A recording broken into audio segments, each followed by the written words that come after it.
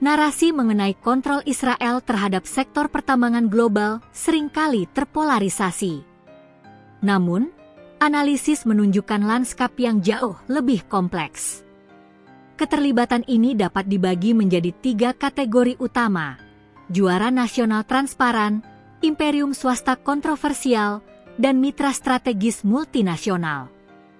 Di satu sisi, ada raksasa mineral yang legal dan transparan, namun di sisi lain, ada miliarder yang kini terjerat sanksi Amerika Serikat dan vonis pidana.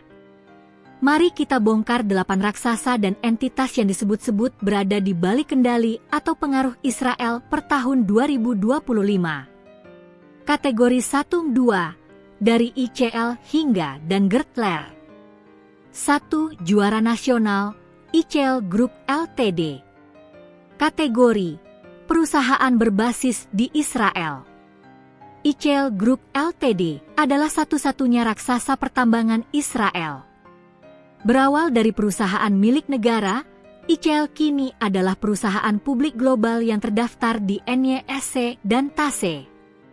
Operasi inti, ekstraksi mineral strategis seperti potas dan bromin dari Laut Mati dan fosfat dari Gurun Negev.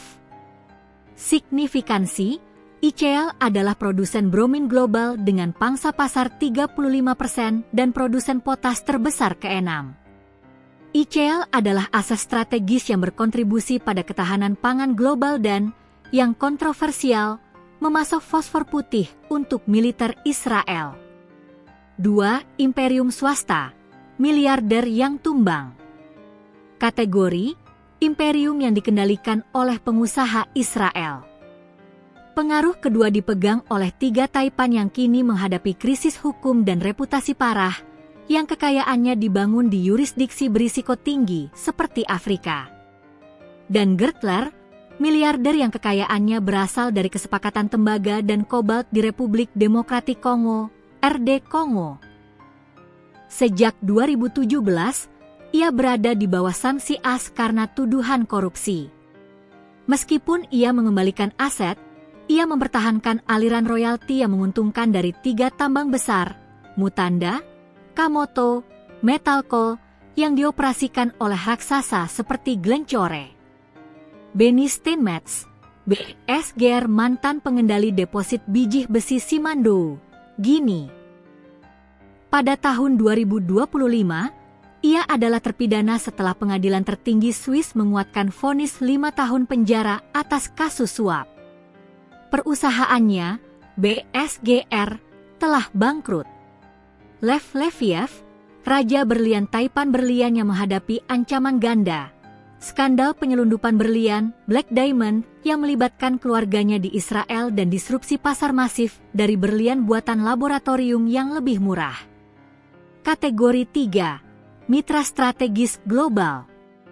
3. Mitra strategis multinasional. Kategori, perusahaan global non-Israel dengan kemitraan vital. Kategori terakhir menyoroti ketergantungan strategis Israel pada korporasi global non-Israel untuk keamanan sumber daya dan infrastruktur. Sektor energi, Chevron dan BP adalah pemain dominan di sektor gas alam lepas pantai Israel. Mereka memasok lebih dari 70% kebutuhan domestik dan berperan mengubah Israel menjadi pengekspor energi regional. Glencore tidak hanya memasok batu bara ke Israel, tetapi juga memiliki sejarah bisnis yang rumit dengan Dan Gertler di RD Kongo, menyoroti jaringan bisnis yang saling terkait. Rio Tinto, meskipun hubungan historisnya melalui modal pendirian dari dinasti perbankan Yahudi terkemuka, keluarga Rothschild, saat ini tidak ada bukti kendali langsung Israel.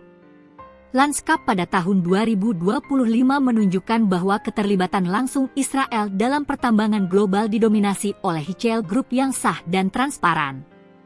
Sebaliknya, pengaruh taipan swasta yang pernah sangat kuat kini sebagian besar telah dinetralkan oleh sanksi internasional dan vonis pidana yang telah berkekuatan hukum tetap, inkrah. Meskipun demikian, aliran royalti Gertler yang abadi menunjukkan bahwa pengaruh finansial dapat bertahan lama setelah kerangka hukum runtuh. Secara keseluruhan, Keamanan sumber daya Israel saat ini lebih bergantung pada kemitraan strategis dengan perusahaan energi multinasional seperti Chevron dan BP, yang menggarisbawahi bagaimana keamanan Israel terjalin erat dengan kepentingan korporat global. Menurut Anda, apakah sanksi Amerika Serikat terhadap Taipan seperti dan Gertler sudah cukup efektif untuk menghentikan aliran dana dari aset pertambangan global? Sampaikan pandangan dan analisis Anda di kolom komentar di bawah. Jangan lupa like video ini, subscribe untuk update berita dan analisis bisnis geopolitik, dan nyalakan lonceng notifikasi. Sampai jumpa di video berikutnya.